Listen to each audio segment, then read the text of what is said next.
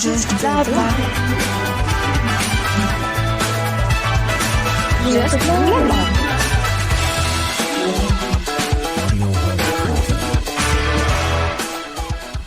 Bonjour à toutes et à tous et bienvenue dans cette nouvelle émission de Just Blabla.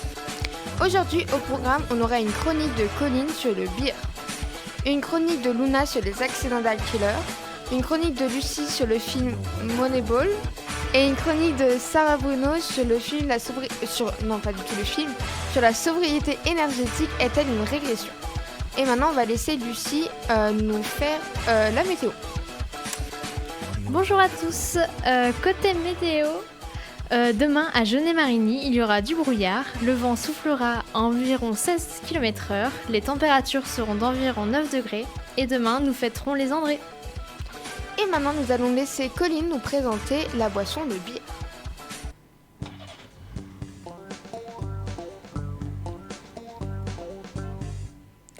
Bonjour à tous, alors aujourd'hui je vais vous parler du beer. Alors vous allez comprendre ce que c'est que le beer parce que pour l'instant je suis pas sûre, est-ce que vous connaissez ? Non, pas du tout. Alors c'est l'histoire de deux frères dont le père était muletier à Corsavie mais qui voulaient sortir de leur montagne et réussir. Donc ils commencent par devenir marchands ambulants, leur mulet à eux sert à tirer une charrette pleine d'articles de mercerie, d'étoffes, de vin qu'ils vendent de village en village. Jusqu'à ce qu'en 1866, ils aient les moyens d'ouvrir une vraie boutique à Thuir. Donc Thuir, c'est pas ici, c'est dans le sud. Ils y vendent de moins en moins de tissus, de plus en plus de vin, comme beaucoup à l'époque. Mais eux veulent se démarquer pour percer. Eux, ils s'appellent Simon et Pallade Violet. C'est Simon, grand connaisseur du vin du Roussillon, qui a l'idée d'élaborer un vin médicinal à base de quinquina. Ces vins réputés reconstituants et vendus en pharmacie sont à la mode, en effet. Donc le vin tonique et hygiénique à base de quinquina, dont les violets gardent jalousement la recette qui connaît vite le succès dans les officines. Donc officines, c'est en gros des pharmacies à l'époque. Un peu trop sans doute, l'ordre des pharmaciens de Montpellier intente un procès pour concurrence déloyale aux frères Violet qui se voient interdire l'utilisation du mot quinquina. Donc, ils ont déposé une marque en 1873, ça s'appellera le beer. Et en fait, qu'est-ce que ça veut dire ? Eh ben rien, c'est juste un code écrit sur l'étiquette d'un coupon de dentelle qu'ils ont en rayon dans leur boutique turinoise. Ils trouvent que ça sonne bien. Et voilà comment deux apprentis bergers du Val-Espire ont donné naissance à un empire industriel qui produira à son apogée 45 millions de bouteilles par an et emploie 700 personnes. Alors, en gros, le beer, pour expliquer un peu ce que c'est une boisson, c'est un peu comme une sorte de vin, mais au jour d'aujourd'hui, c'est plutôt considéré comme un apéritif. Et à la base, c'était fait pour guérir les gens, donc ils donnaient ça à des enfants à l'époque. Mais le temps a bien changé et le vin était beaucoup utilisé. Alors, j'ai appris ce week-end que le vin à l'époque était utilisé à la place de l'eau parce qu'en fait, on risquait d'attraper moins de maladies en buvant du vin que de l'eau. En fait, c'est pour ça qu'on buvait du vin. Ok. Donc, merci beaucoup de votre écoute. C'était une petite histoire un peu méconnue. Et j'espère que vous dormirez intelligent ce soir. Bien sûr, je rigole.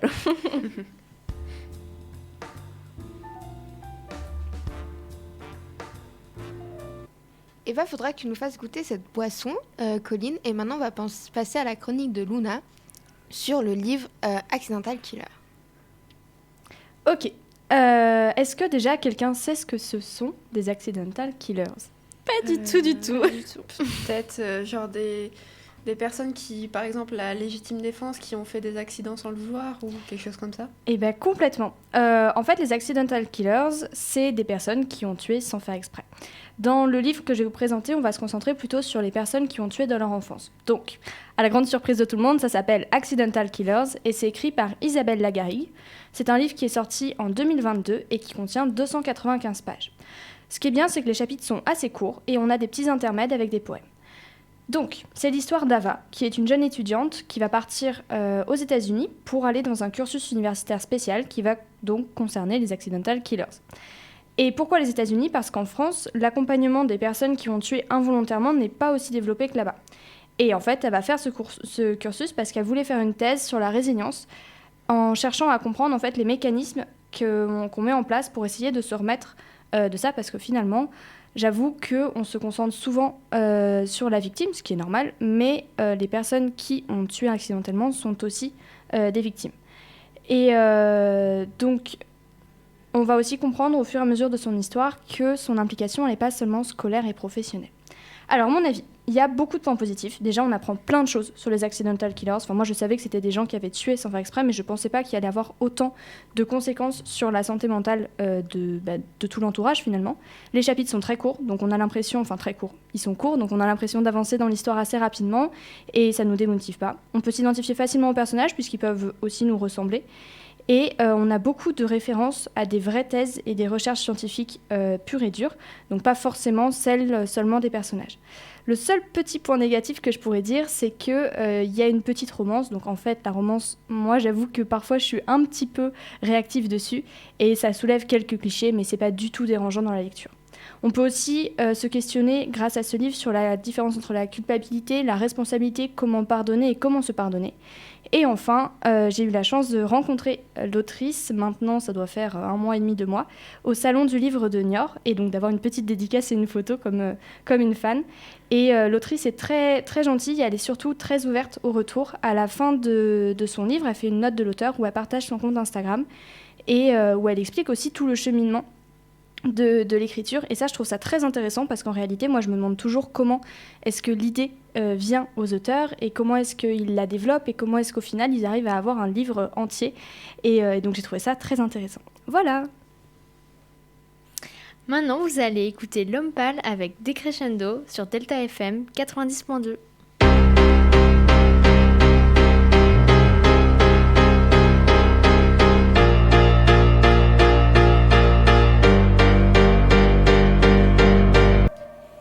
Vous venez d'écouter Decrescendo de L'Homme Pâle sur Delta FM 90.2. Et maintenant, on va passer à une chronique de Lucie. Bonjour à tous, aujourd'hui je vais vous parler de Moneyball, un film plus connu sous le nom Le Stratège et réalisé par Bennett Miller. Donc Le Stratège, c'est une adaptation du livre de Michael Lewis et il reprend l'histoire vraie des Athletics d'Oakland, une équipe de baseball qui a perdu beaucoup de matchs, et après leur défaite contre les Yankees de New York, les 3 meilleurs joueurs des Athletics signent des contrats avec d'autres équipes. Donc l'équipe se retrouve au plus mal et le directeur général Billy Beane, un ancien joueur de baseball interprété par Brad Pitt, qui n'a jamais eu la carrière qu'il espérait, doit refonder l'équipe avec peu de moyens. Il va alors rencontrer Peter Brown, un jeune diplômé qui utilise un système de statistiques. Peter existe vraiment dans la réalité, mais sous le nom de Paul de Podesta. Donc, il avait mis au point une technique de statistiques analysant et classant les joueurs de baseball. Grâce à cette technique, Billy Beane a pu recruter des joueurs sous-évalués pour renforcer l'équipe face aux autres équipes des ligues et ainsi tenter de rebâtir les Athletics. Donc mon avis sur ce film, alors tout d'abord j'ai totalement aimé, déjà car il reprend une histoire vraie, avec en première ligne Brad Pitt qui joue incroyablement bien dans son rôle de meneur sportif, ainsi que son coéquipier Jonah Hill, avec qui il forme un super duo drôle et émouvant. Alors même si les règles du baseball sont encore un peu floues pour moi après ce film, celui-ci est hyper prenant grâce au scénario et à cette nouvelle stratégie pour faire renaître l'équipe.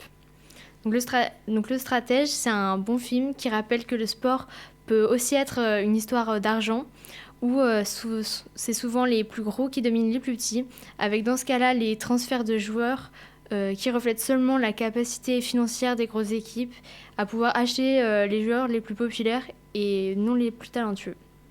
C'est pour ça que cette histoire aussi est belle, car on retrouve des valeurs dans le combat de Billy Beane, l'entraîneur, comme sa détermination et la foi en ce qu'il fait malgré les critiques, mais aussi la résilience. Mais ça, vous comprendrez de quoi je parle si vous regardez le film jusqu'à la fin. En même temps, avec Brad Pitt, ça donne envie. Hein. Oui, de toute façon, là.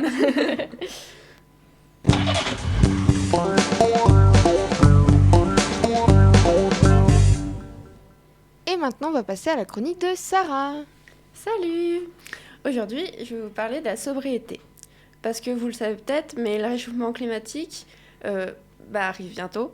Mais du coup, la France s'est fixé un objectif de la neutralité carbone d'ici 2050. Et la sobriété est souvent envisagée pour y parvenir.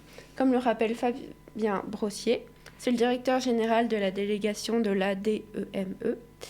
Il nous dit qu'il y a 3 leviers principaux pour diminuer notre impact sur le climat. La sobriété, l'efficacité énergétique, donc produire en consommant moins, ou le recours aux énergies propres. Or, les 2 derniers leviers, c'est surtout avec les progrès techniques qu'on peut faire avancer les choses.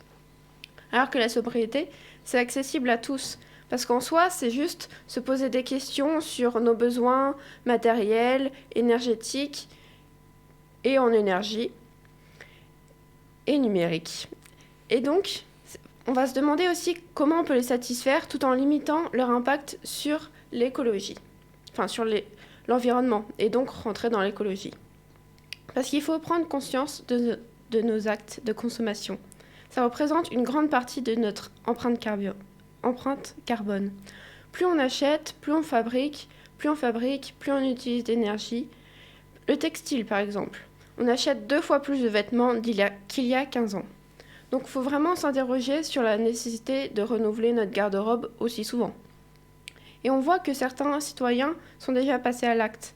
Par exemple, il y a 21 familles qui ont participé à l'opération Oser changer, organisée d'avril à juin 2021 par l'ADEME, avec l'appui d'un professionnel.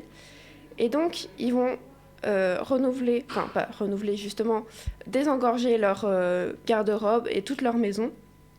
Donc on voit bien que ce type d'initiative est encouragé par le zéro déchet ou le minimalisme.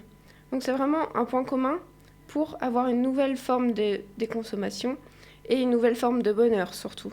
Parce que ça se base plutôt sur les liens avec les autres plutôt que sur l'accumulation de biens. Et donc c'est vraiment quelque chose de très intéressant. Il s'agit de faire, pas forcément peser le poids sur les consommateurs, mais de montrer vraiment que tout le monde peut faire quelque chose, faire sa part. Et donc c'est vraiment pas du tout dans la régression, mais plutôt dans un élan de participation pour que tout le monde soit ensemble et participe à la lutte contre le réchauffement climatique. Super. Juste blabla. Juste blabla. Merci beaucoup de nous avoir écoutés. Donc, je vous ai parlé du bière. J'espère que vous allez avoir envie de goûter cette boisson. Attention, la consommation d'alcool est dangereuse pour la santé à trop grande quantité, mais il faut savoir se faire plaisir. Ensuite, on a compris ce que c'était des accidental killers et peut-être qu'on aura une petite envie de lire un petit livre comme ça. Ouais, il est j'espère bien. Est-ce qu'on va aller voir le film avec Brad Pitt sur le Moneyball? J'espère que Lucie vous a convaincu. Et est-ce que Sarah vous a fait poser des questions sur la sobriété énergétique? Je pense que oui.